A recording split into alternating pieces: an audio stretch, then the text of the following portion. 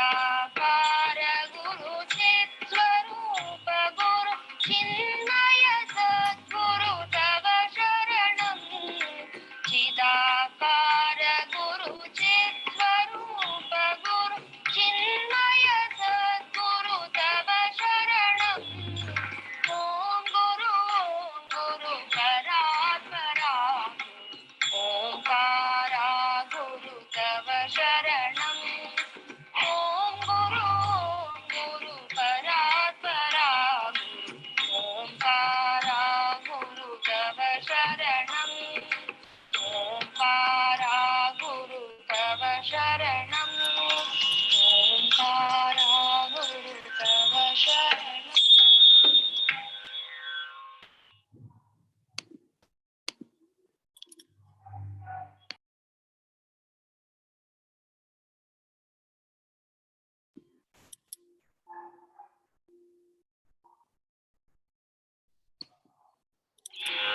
जय गुरु ओंकारा जय जय सद्गुरु ओंकारा जय गुरु ओंकारा जय जय सद्गुरु ओंकारा ब्रह्मा विष्णु सदा शिवा ब्रह्मा विष्णु सदा शिवा हर हर हर हर महादेवा हर हर हर हर महादेवा जय गुरु ओंकारा जय जय सद्गुरु ओंकारा जय गुरु ओंकारा जय जय सद्गुरु ओंकारा ब्रह्मा विष्णु सदा शिवा ब्रह्मा विष्णु सदा शिवा हर हर हर हर महादेवा हर हर हर हर महादेवा जय गुरु ओंकारा जय जय सद्गुरु ओंकारा जय गुरु ओंकारा जय जय सद्गुरु ओंकारा ब्रह्मा विष्णु सदा शिवा ब्रह्मा विष्णु सदा शिवा हर हर हर हर महादेवा रेखा दीदी नमस्ते। हर हर हर हर Namaste, Radha Didi. We can start, I think. We should 7:30. start on time, okay? Yes, Didi, I am just.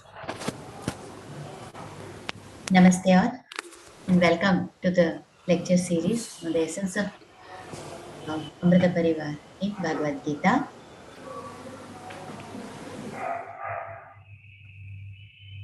गुरु गोविंद दो खड़े काके लागो पांव बलिहारी गुरु आपने गोविंद दियो बताए. When Guru and Govinda both are standing, to whom should we offer our prayers first? Guru is the one who tells us about Govinda. So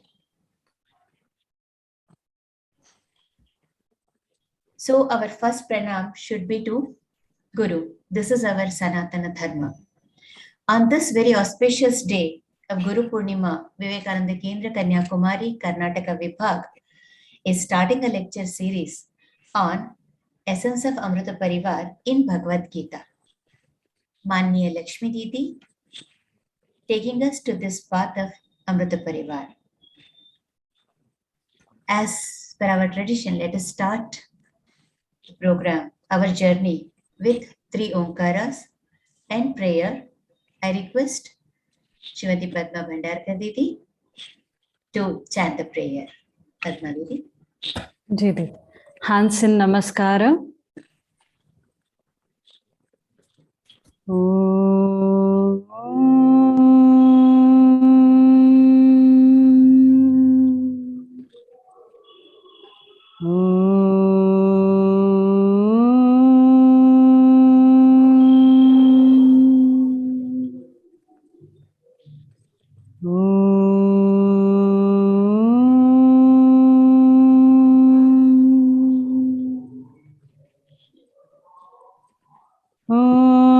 Sahana vavatu सहनौ भुनक्तु सह वीर्यङ्करवावहै तेजस्विनावधीतमस्तु मा विद्विषावहै ॐ शान्ति शान्ति शान्तिः।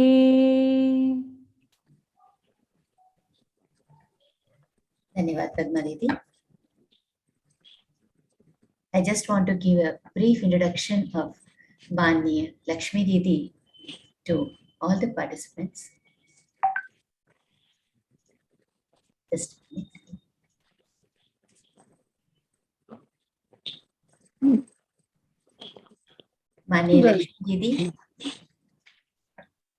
born in Thrissur on 1st March 1936 and completed her studies, MSc, PhD, and postdoctoral research, and worked as a professor of botany in Sri Padmavati Women's College, Tirupati, and microbiologist in Indian Agriculture Research Institute, New Delhi.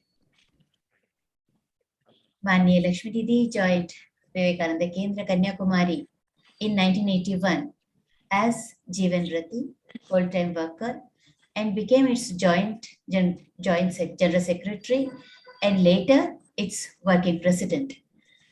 After the passing away of the founder president of Vivekananda Kendra, Manya Eknath Ranade, she was unanimously elected as the All India President of Vivekananda Kendra. In the year 1984, she continued as its president till 1995. Now, she is working as the president, lifetime chairman of the Vivekananda Kendra Vedic Vision Foundation in Kodangaluru. As the president of Vivekananda Kendra, she has extensively toured the country, spreading the message of Swami Vivekananda, in addition to her duties as the president, giving form and content to Swami Vivekananda's ideal of social service as envisaged by Manya Eknathji. In 1992, when Kendra organized a marathon year-long Vivekananda Bharata Parikrama, she participated in it for the full time of 353 days. In 1993, she represented Vivekananda Kendra at all the three major world parliaments of religions at Washington, Chicago, and Calcutta, and in 1995 at the World Hindu Conference at Durban, South Africa. In 1999, again she spoke at the World Parliament of Religions, Cape Town, South Africa. She has the unique honor of having participated in all the 10 major centenary celebrations connected with Swami Vivekananda's life. As a chairman of Vivekananda Kendra Vedic Vision Foundation, presently she is engaged in encouraging Vedic studies in different ways through promoting Sanskrit, publishing Vedic literature, conducting seminars, study classes, and so on. Manya Lakshmi Didi has been a prolific writer as the editor of Vivekananda Kendra Patrika and Yuva Bharati from 1982 to 1995. Some of her articles have been compiled as books: Snakes and Ladder, based on Bhagavad Gita, Sita Must Live, devoted to women, Vande Mataram, Patriotic Ideas, and several others in Malayalam. Manya Lakshmi Didi has been the recipient of many awards, the latest being Dharma Jyoti Puraskar by Sanatana Dharma Parishad, Calicut, and Vivekananda Vibhuti Award by Vivekananda Yoga Anusandhana Samsthanam, Bangalore. Manya Didi is guiding us on this path. We are all very eager to listen to Manya Lakshmi Didi. To make this journey smooth, few requests to all of you. Please keep your phone silent and keep yourself mute also, so that we can hear Manya Didi's words clearly. If possible, please open your cameras. After the talk, there will be a question answer session. So please put your questions in the chat box so that Didi can answer after her talk clearly. Thank you so much. Now I request Manya Lakshmi Didi to guide us about Amrit Parivar. ब्रह्मचर्य व्रती दंडी सर्ववेदांत पंडित श्रीमद्विवेक योगी मां प्रचोदयतु सर्वदा.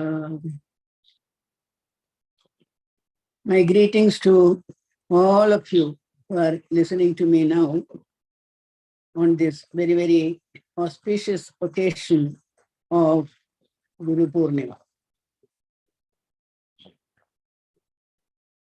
The topic which we are going to explore for the next probably 20 days or so is inspirations for Amrit Parivar from Bhagavad Gita. As we know, Bhagavad Gita is a milky ocean. Whatever you want, you can get from it, if you know how to churn it properly with Shraddha.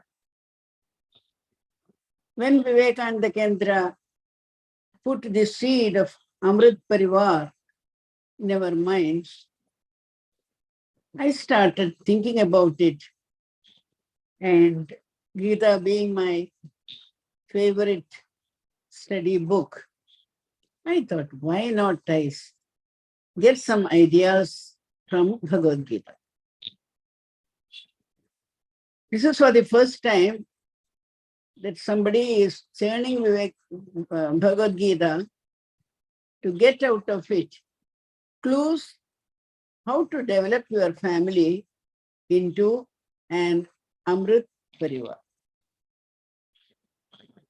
Today, we all know our families are dying families, Mrita Parivar. All sorts of diseases, disappointments, confusion, lack of understanding, misunderstanding. Hardly any family which can be called, oh, this is a very happy family. It's very, very rare. Everybody has some problem or other.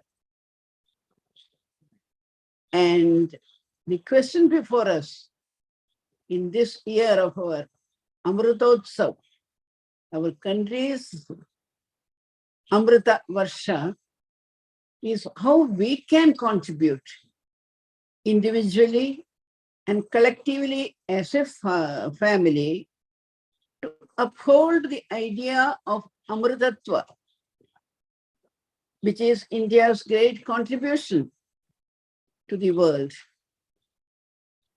Then there exists some Amritatva, some immortal bliss in the hearts of every being.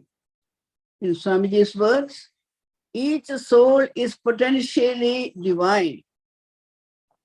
Or in the words of the Veda Upanishads, Aham Brahmasmi Tattvamasi Ityadi. So, hidden in every being, there is a drop of Amritatva. But how to reach out to it and how to take it and make it part of our life, we don't know how to do that. Where is the mistake which we are committing so that our families have become bondages to us, not families which will release us from bondage and take us to the ultimate truth, ultimate goal in life. So, brooding over that, I thought, let me go through Bhagavad Gita. So the first question is, Bhagavad Gita, family. How can there be a family when two armies are facing each other, waiting for the bugle call to start their war?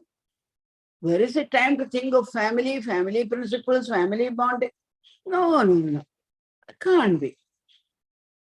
We can't find anything about family in Bhagavad Gita. That is what I too thought first when I approached Bhagavad Gita. Then suddenly it occurred to me, Ambatvam anusandhadami Bhagavad Gita bhavadveshani. There's a wonderful phrase in the very first Dhyana Sloka. Amba. In the Dhyana Sloka, Bhagavad Gita is addressed as Amba, mother. When a mother is there, a family has to be there. Only a family can make a person. Family can be biological or otherwise. Only there is a family, there can be head a mother. So there must be some principles for this human relationship in the Bhagavad Gita. Let me start churning Bhagavad Gita to find out from where we can pick up these principles which will make us, make our families Amrit Parivar. When I started it, I was surprised.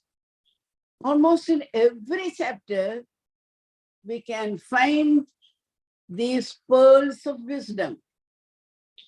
Sutre Manigana Iva. In Sri Krishna's words, we can get many a clue how to improve our family relationship.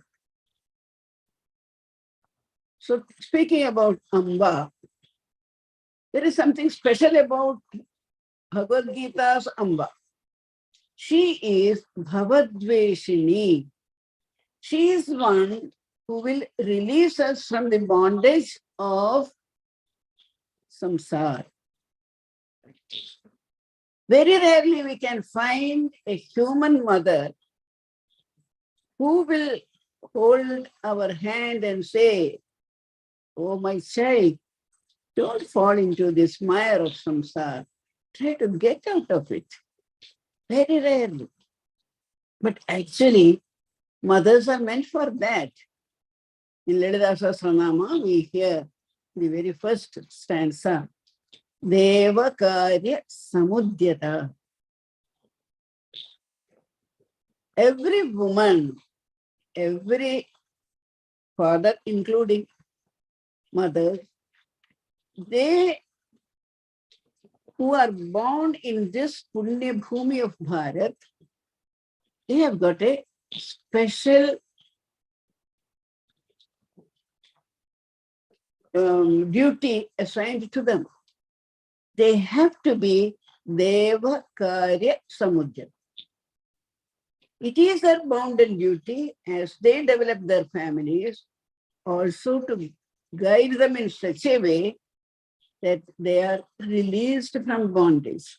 So mothers are supposed to be engaged in creating around them families where Devakarya is carried out. Satya, Dharma, and the life according to Satya, Dharma, it becomes Devakarya. When anything is away from Satya and Dharma, it cannot be Devakarya at all.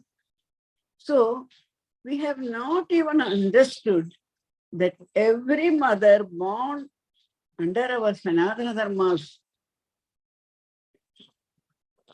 flag, we have got a special duty. That is to become a Devakarya Samudyata.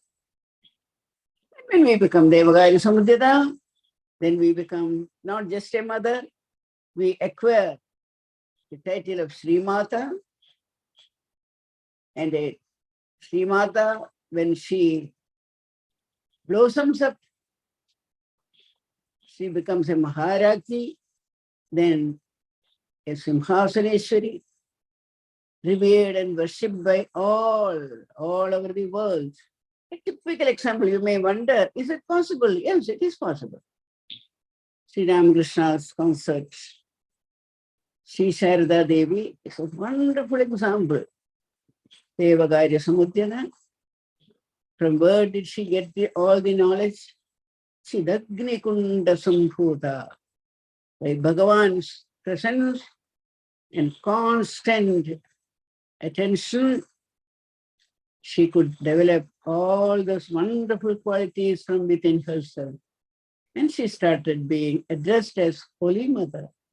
And she became the head of literally the head of the Ramakrishna ashram and mission. So it is possible. So every lady should contemplate upon this. I have been given a sacred duty assigned to me. So what is it I can pass on to my children?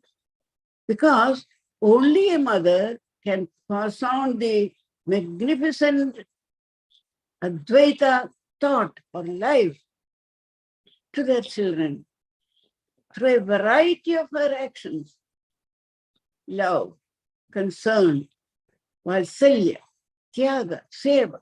Innumerable are the ways in which a mother can pass on a great thought, a great culture to their children. So now we understand where we have failed. None of us have been able to emulate what Ma Sharda has put before us. So Amba is the central point which gives us an idea that there may be family advices, principles, and norms hidden in the echoes of Sri Krishna. Then, of course, how to start searching for it? So, brooding over the thought, suddenly I remembered Swami Vivekananda during one of his wanderings in the Himalayas. Once he was meditating somewhere. Suddenly he got up and said, "Oh, bhai, today I had a wonderful revelation." What was the revelation? Revelation. What was it? Microcosm and macrocosm are made on the same plan. What is there in a Vyashti is the same in the Samashti. So, the Vyashti and Samashti are joined together by their very being itself. They are built on the same plan. So they have to execute the same plan. They have only to discover the Vyashti, has to discover the Samashti within them. Vyashti is the dying path. Samashti is the Amritatva. So beautiful. That thought made me make my search more intense. So the central point of Amrit Parivar is to discover this Punya Tirtha of Amritatva, of Amrita in our families and rear it. Try to bring it in as many ways as possible in all our activities, thinking, feeling, in everything. Just as when a tree is showing signs of decaying, we prune it and old twigs, old branches are removed and the tree rejuvenates itself with a new life and a new vigor. In the same way, it is time we, holding on to the Sanatana Dharma, we prune our thoughts, words, and deeds so that the dying parts are left out and Amritatva, Amar Jyoti starts working within us. So, from where do we start understanding the scope of our family? From the Vedic seers onwards, they have said, see, Creator is the father of all, and his creative power the Shakti. So the first parents are creator and the creative power. And the beautiful sloka, Mata cha Parvati Devi, Pita Devo Maheshwara, Bandhavasya Bhaktascha, Sodesho Bhuvanatraya. That is the Amrit Parivar. The first Amrit Parivar, which we know is the Parivar of Shiva and Parvati. And all the Shiva Bhaktas are together, and the whole world itself. So, what we have to do is to elevate ourselves. It's a wonderful elevator. This sloka, where we are told our real father and mother are Shiva and Parvati, and the whole universe is our family. Swadesho Bhuvanatrayam. So, what we have to do is to, from this Veshti level, elevate ourselves to the Samashti level. So it follows that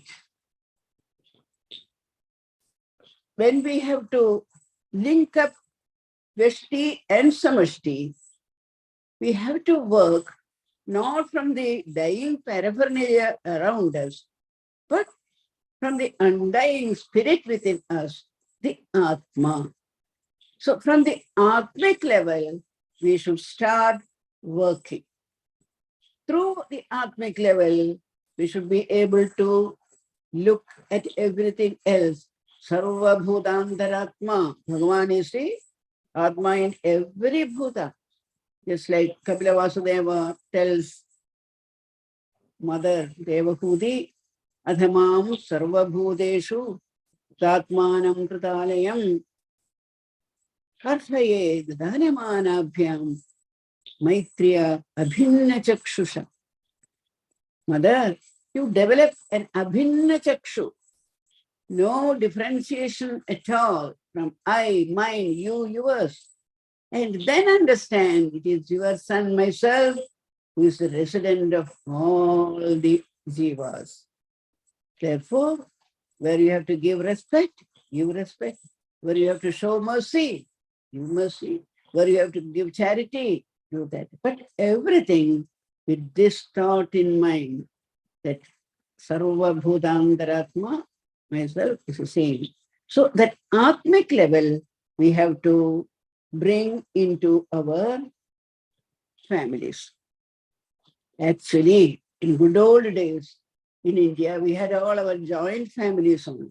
In the joint families, the head of the family, he looked equally well on all the participants, maybe sisters, children, brothers, children, cousins, children. We all stayed together, enjoyed the wellness and welfare and everything, fortune, everything enjoyed together. But slowly, slowly, selfish motivations entered, and we started bringing this Bheda Bhava, I, my, you, yours, and put a wall in between. With the result, what happened? The Atmic family broke up into atomic families. Today we have atomic families. Husband, wife, children. No intruder. We cannot tolerate an intruder. We don't want to share our wellness or prosperity with the poor members in our family. We'll pretend not to see them. At the most, when a marriage comes, we may give a present. Otherwise, to understand and appreciate their program difficulties and share your wellness and welfare with them, that doesn't come into our mind at all. So Sri Krishna, when he talks later in the 3rd chapter, we will find he uses a very beautiful concept. Parasparam bhavayanta shreya paramavapsyatha.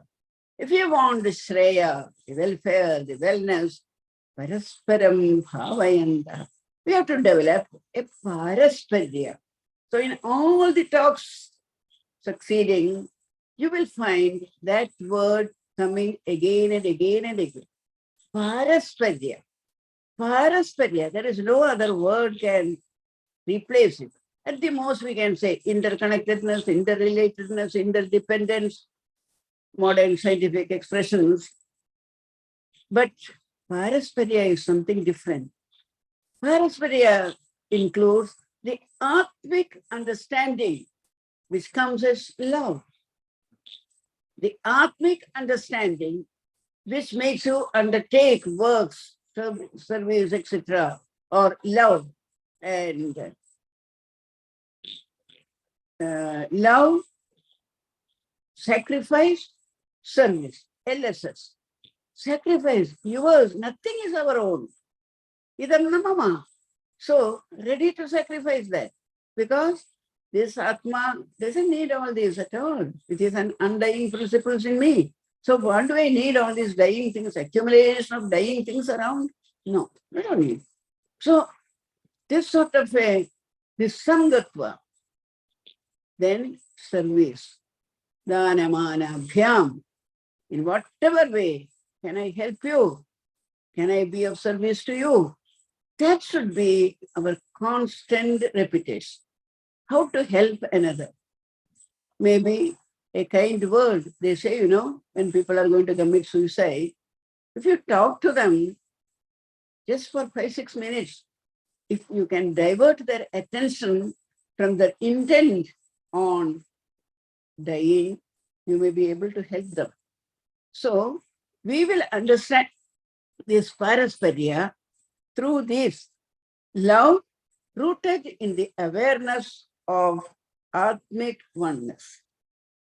Then renunciation, Tyaga, total eradication of selfish motivations.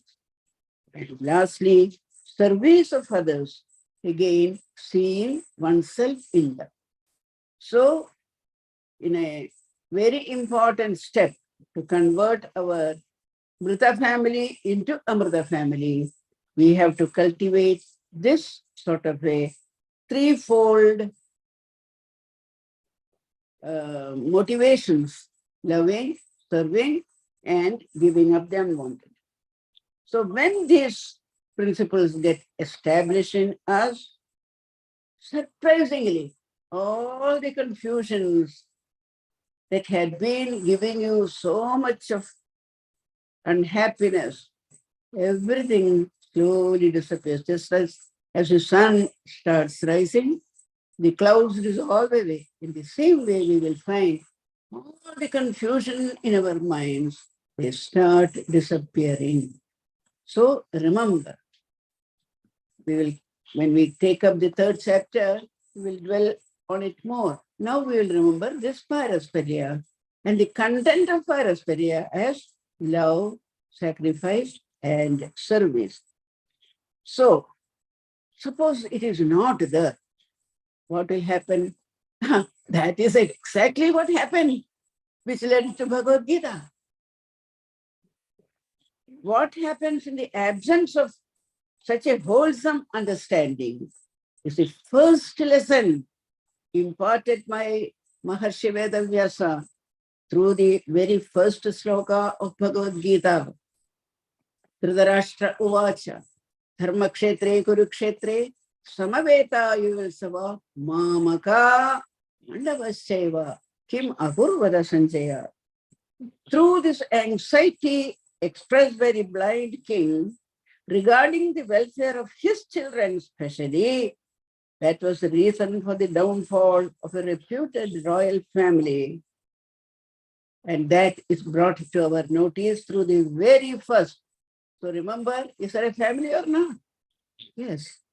When the head of the family starts becoming partial, my importance to my family, neglecting the others, we are already implanting the seeds of dissolution, decay, and finally, probably like the Kurukshetra war.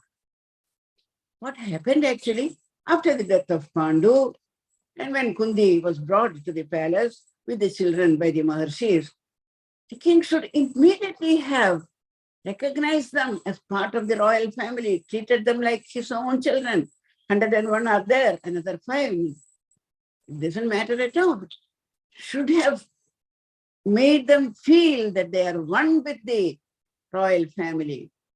No, thanks to the bad intentions of Duryodhana and his brothers and uncle, so much of hurt and humiliation were dumped on these children, beautiful children, 5 children. With the result, slowly, prejudices, anger, hurt, humiliation, they start building up in each one of them, concentrating in Bhima. So finally, what has happened? It came to a stage when they could stand it no more strength to stand this hurt and humiliation. Finally, we see it is ending up in the Mahabharata war. So, Sri Krishna's address on this point that nobody should go through such a tragedy again.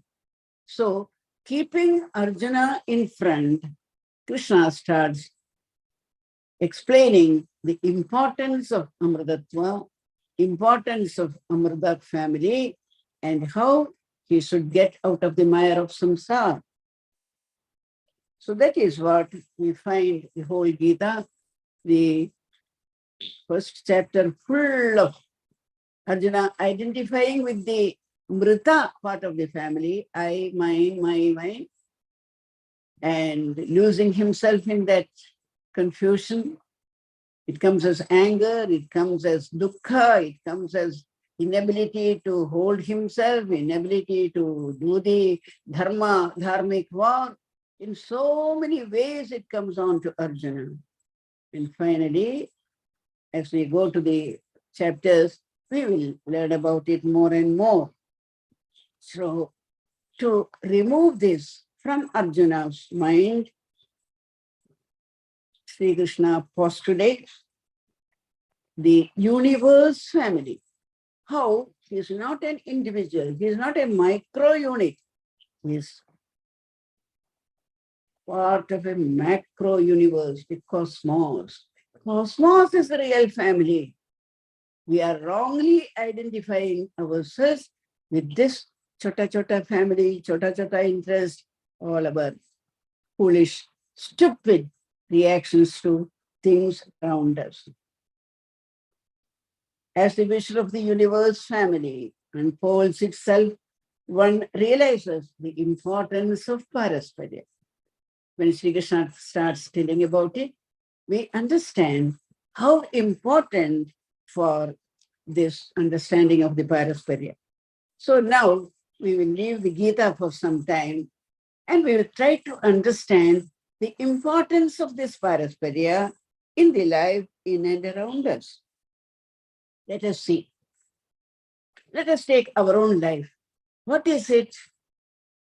Karmendriyas, Jnanendriyas, mind, intellect, they all work in such beautiful Parasparya. There is no confusion. What I see, it comes as a vision, the heart understands, heart says, nowhere is there confusion. Nowhere is there a blockade. No angiogram in between. So we find that even within ourselves, we can think, oh, there are 5 important families are there within me. The indriyas, they contact with the outside, and they work in such coordination. When a mosquito comes and sits, there is no need to pass a resolution or anything like that. The heart immediately goes and removes it from it. So, similarly, without our knowledge, so much of Parasparya is there in ourselves. So, our organs of knowledge, organs of action, mind, intellect, they are working in a beautifully coordinated manner. Not only that, there are so many other families within us. Our digestive system, excretory system, respiratory system, skeletal system, muscular system, all of them are made in such beautiful coordinated way. There is no confusion at all. And they behave as though they have been ordained, they have been trained to do the right thing in the right way, in the right time. There's an absolute precision, absolute coordination to keep our body healthy and beautiful. Not only that, go into the muscle cell, neuron cell, or blood cell, any other cell. Each cell has its own pattern, its own family inside. For a cell has mitochondria, chromosomes, nucleus, protoplasm. Each cell has all this. In all of them is there a life element, life principle. But none of them say, no, I am separate. I will not work with you. When a cell does like that, we know what will happen. It will lead to cancerous growth. So to keep up this parasparya, we have to be very careful that we look after the cells, the tissues, the systems, the various aspects of our life in a perfect coordinated manner. For that only the Sanatana Dharmic tradition of living, the life principles were enunciated by our seers. Get up early in the morning, have this, do this, do this. All this, do this and don't do that, do's and don'ts, kept our things running in a perfect coordinated manner. And that is how the man stands. Then you sit inside. What about outside? Take outside. Look at a tree. Tree has its root. Maybe we can consider it as a mother. The trunk as a father. The twigs are the sons and daughters. On them, the grandchildren come, the flowers and the fruits. And the roots absorb the water. Leaves make the food. They mix up together and reach it to each and every cell in the plant. What a parasparya. What a coordination. What a beautiful surrender of personal and getting on to the person. From the ephemeral to the eternal. It is how everything. Then there is a group of trees together stand as a forest, group of animals. Then look up, the stars, the planets, sun, moon, all of them, they work in their own orbit, in their own way, without any variation in the rhythm.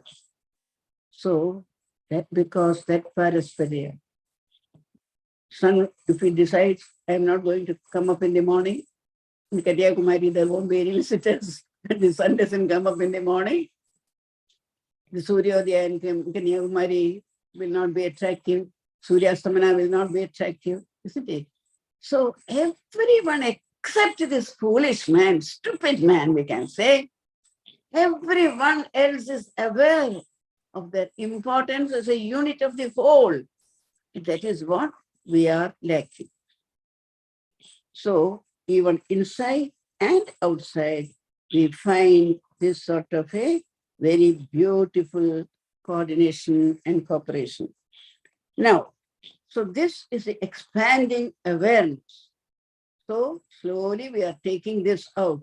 So with this expanding awareness, if we look at our life, where is the I, the egoistic I am the doer, I must get this, I have given you this. What foolish thoughts we are entertaining day in and day night and spoiling our lives, isn't it? So with our minds made expansive through this sort of a mega thinking and also made humble.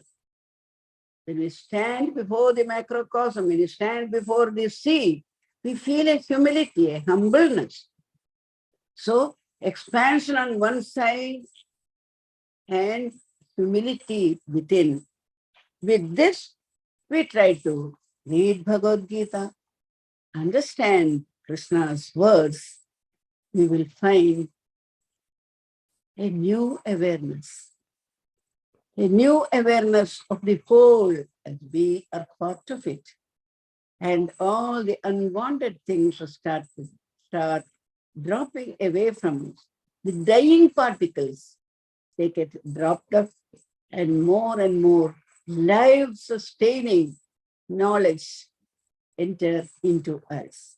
And when our thoughts are centered like this, even our cells will get the message, our tissues will get the message, our organs will get the message. So now you know why we have created so many divine thoughts in our Hindu tradition. The one who restores us back to health, the Dvantari. One who gives us the beautiful words and their connotations of Saraswati. One who looks after the welfare of my entire family, Mahalakshmi. The one who looks after the family relationships, Durga, Devi, Bhagavati. And from top to bottom, connecting us with the whole universe, is that Mahavishnu himself.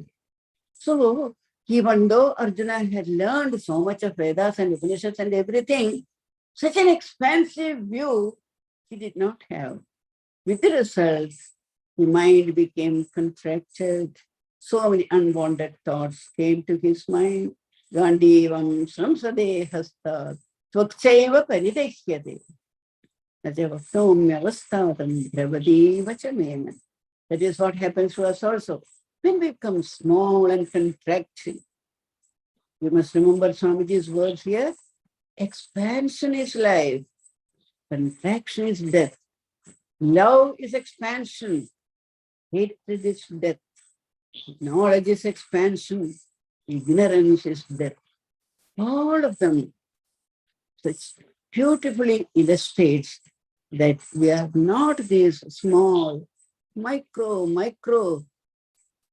atomic things, but we are the magnificent, atmic individuals. So this is the introduction. This awareness we must all cultivate. There is one full week for us to think of these expansive, magnificent ideas, so that with this in our hand, with this torchlight, we will open up the Bhagavad Gita and to see what more we can absorb from that to make our life Amrita Tulya, Amrit Parivar. So let this first day's thought will be expansion is life, contraction is death. Find out within ourselves where we are shrinking, where we have to give love in an expansive way. You say, no, this is my daughter, that is my daughter-in-law. This is my son, this is my son-in-law. This is my father, this is my father-in-law. This is my mother, this is my mother. So many ways we shrink. Finally, by the time we are old, there is nobody to look after us, nobody to care for us.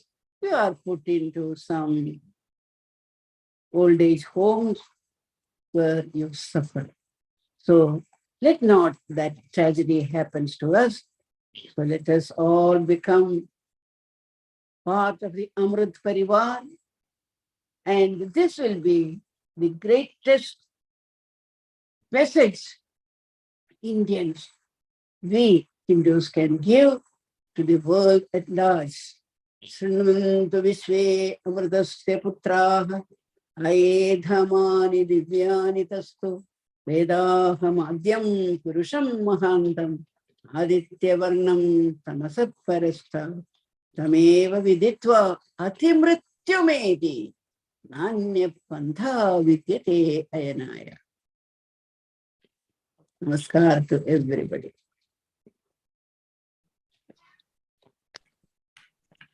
Dhanyavad, Didi. I thank Mani Lakshmi Didi for giving us the knowledge, the introduction about Amrit Parivar. We are very eager to listen to all the lectures by Mani Lakshmi Didi. We are waiting. We will be waiting for the lectures. I request all the participants, if you have any questions, please come forward and ask Didi.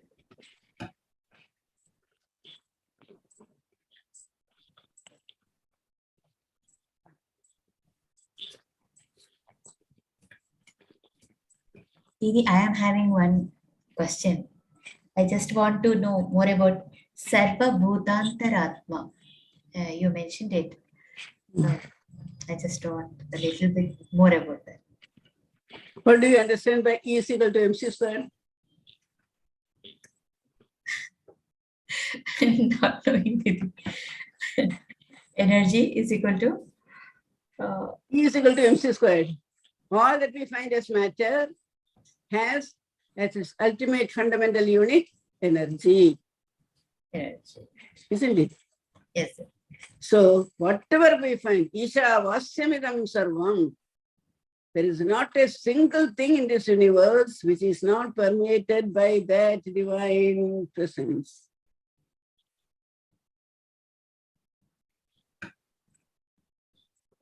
Thank you, Didi.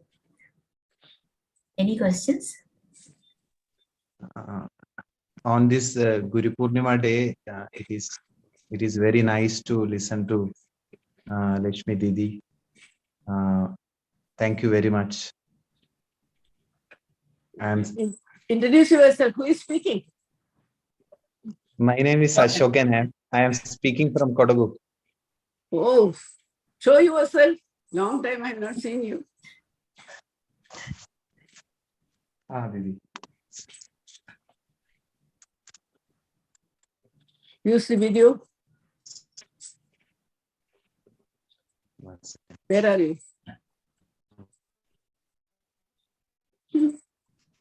Rekha also long time, after a long time seeing you.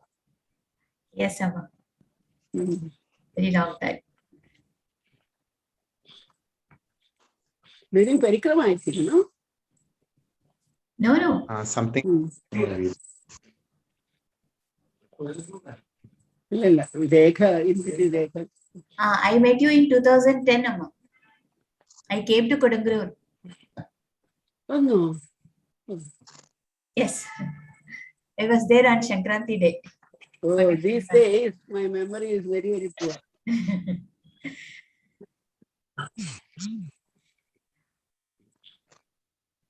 Where is Didi. Ashokan? Namaste, Didi.